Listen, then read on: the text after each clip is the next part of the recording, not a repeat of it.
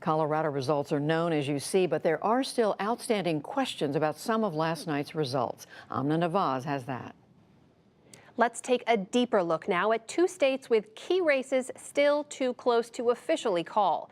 In Florida, the high-profile Senate race between current Democratic Senator Bill Nelson and outgoing Republican Governor Rick Scott is headed for a recount. And in Georgia, the race for governor between Democrat Stacey Abrams and Republican Secretary of State Brian Kemp was still neck and neck. I'm joined by Adam Smith, political editor for the Tampa Bay Times, and Andra Gillespie, professor of political science at Emory University. Welcome to you both. Thank you for being here. And Andra, I want to start with you. We should timestamp this. We're talking about 5 o'clock Eastern, the day after the election, of course. And I want to ask each of you just to give me sort of a quick update, because these are evolving races, on where things now. We should start with a little bit of news, too. In Georgia, we've got a spokesman for Brian Kemp's campaign now claiming victory, even though it hasn't been officially called. What's the latest on the race? So as of about 2:30 this afternoon, all of the precincts had reported, and Brian Kemp had a lead of about 65,000 votes. So that's a margin of about 1.5 percentage points. Stacey Abrams hasn't conceded yet because she wants to make sure that every absentee vote and every provisional vote is counted. She's also claiming that there may be some absentee ballots that are still in transit because they got rerouted during Hurricane Michael. So she wants to be sure that every vote is counted and that she has turned over every stone before she concedes the race. Adam Smith, over to you now. A spokesman for Rick Scott had said, look, this race is over. Senator Nelson has not conceded, though. Where do we stand right now? Well, it doesn't even really matter if he's conceded yet. We have a law in Florida that if the race is within 0.5 percentage point, there has to be an automatic machine recount. And that seems to be the case right now. Rick Scott leads by some approaching 40,000 votes. And we still have apparently about 100,000 votes that haven't even been counted yet, most of them in South Florida. So we'll have a better handle on by Saturday. Those votes will have to be counted. Some of those are mail ballots that were returned in Election Day or provisional ballots. And then it's likely we'll still be within that 0.5 percentage point, and there'll be a machine recount. So, but we still could be looking at a couple weeks more before we really know.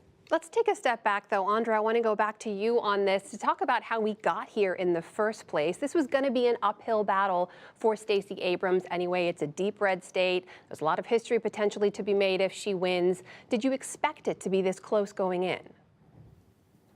I actually did expect it to be this close.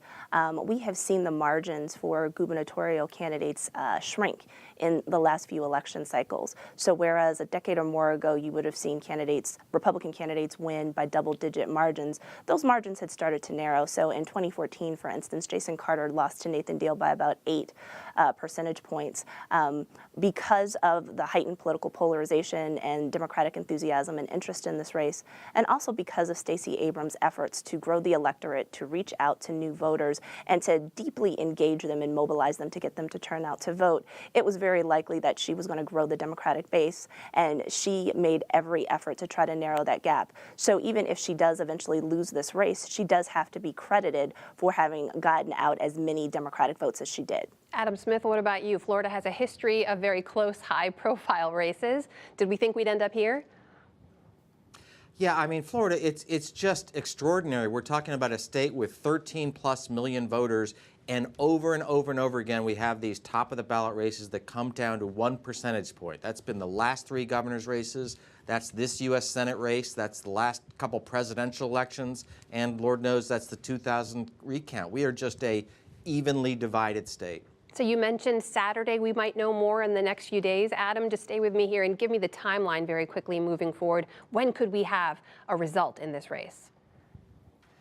This is Florida, so that's always a mystery, but we should by Saturday know that whether we will have an automatic machine recount. Then they put a lot of these ballots back through the machines, and then hopefully those machines are counted reliably and it's relatively stable to the old result. If it then gets to be 1/4 point difference between Nelson and Scott, then you go to a hand recount, and we're talking 67 counties. They would be looking at ballots where there were either no vote cast or counted for the Senate candidates, or an overvote where at least 2 votes were where they were tossed out. And Andra, Gillespie, it's worth reminding people this one contest was peppered with allegations of voter suppression. Brian Kemp, of course, Secretary of State, was overseeing the same campaign, or rather the same contest that he was running in. Do we have any idea about whether or not that played a factor and what happens next? Give me the timeline moving forward. Well, Stacey Abrams is going to wait to see if every vote is counted. Her team is also on the ground, and so they're collecting stories about voting irregularities. So there were some polls that had to stay open late because there were very few voting machines, where some people may have been discouraged from voting. And then also, given the specter of allegations, Abrams is likely to not back down until she has exhausted every recourse and made sure that everybody had a right to vote fairly and that the final vote count is a fair vote count. I don't think that her constituents and her supporters would probably take it very well if she conceded very quickly without making sure that she exhausted every potential investigation and recourse. Andra Gillespie of Emory University, Adam Smith of the Tampa Bay Times. Good to talk to both of you.